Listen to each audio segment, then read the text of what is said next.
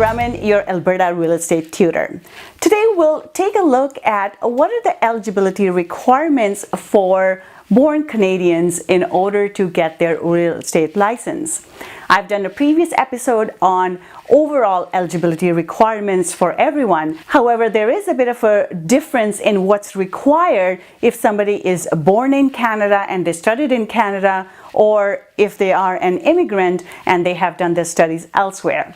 So in this episode, we'll take a look at what are the eligibility requirements for born Canadians to get their real estate license. Let's take a look at what are the eligibility requirements for you to get your real estate license in Alberta if you're born in Canada. So in terms of the eligibility, there are slight differences in regards to where you're born in terms of what kind of identification documents you need and also where you did your studies. So let's dive in here. As we talked about in the last episode, the eligibility requirements to start on the journey of getting a real estate license in Alberta are: first, you have to be 18 years of age. You have to be able to lawfully study and work in Canada. You have to be able to provide specific government-issued identification. You need to have a minimum of a Canadian high school diploma or equivalent, as well as you have to be proficient in English. So let's break these down further. The three things we'll take a look at in this episode will be identification requirements, proof of education, and proof of English proficiency. First thing is identification. So let's take a look at what kind of identification documents do you need to provide. Now, you need to provide two ID documents. The first document that you need to provide is called the source document. If you were born in Canada, then you will need to provide the copy of your birth certificate. The second document is the supporting document, and this can be any of the following. Could be a Canadian passport, could be a driver's license, it could be a provincial ID card, it could be a treaty status card, Canadian Forces identification card, or firearms card.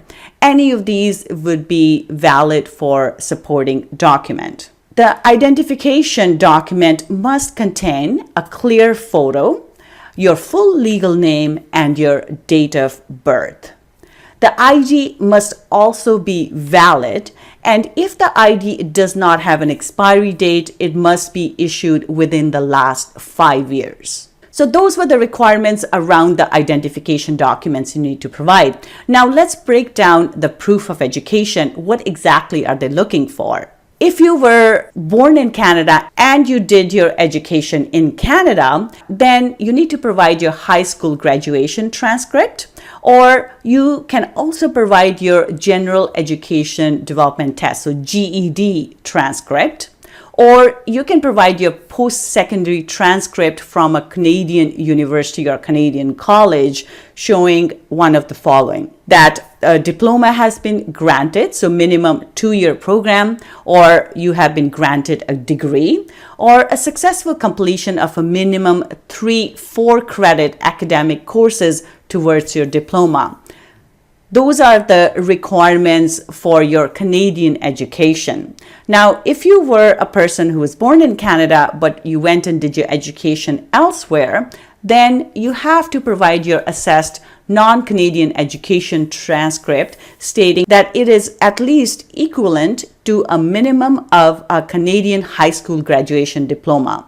The education assessment has to be completed by a member of Alliance of Credential Evaluation Services of Canada, ACESC, and the education assessment must be mailed directly to RECA. It should not be sent to you, so you cannot provide your transcripts yourself. You have to ask your education assessment service to send it directly to RECA. RECA will not accept the following as proof of education.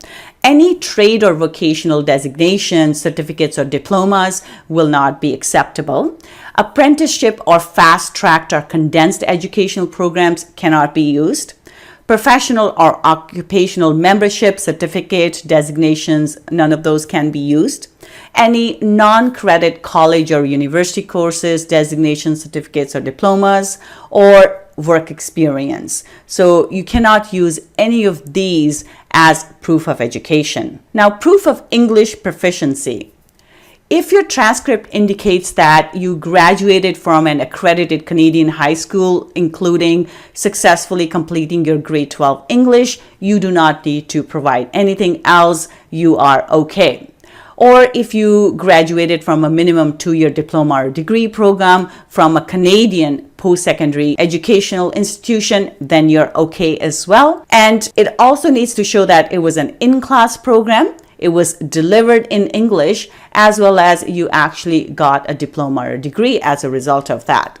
So if any of those conditions are met, you do not need to provide any additional proof of English proficiency. You are all set. Now, if you did do your education elsewhere in the world, then you do not need to provide any additional English proficiency requirements if your educational assessment done by one of the ACESC members shows that the instruction was exclusively in English. So let's say you did your education, your degree from Spain, for example, and your education was not in Spanish, but the language of delivery or instruction for that degree was in English, you are all set. So you don't need to do that. Or it shows that you have successfully completed grade 12 English courses. Even then, you don't need to provide any additional English proficiency requirements.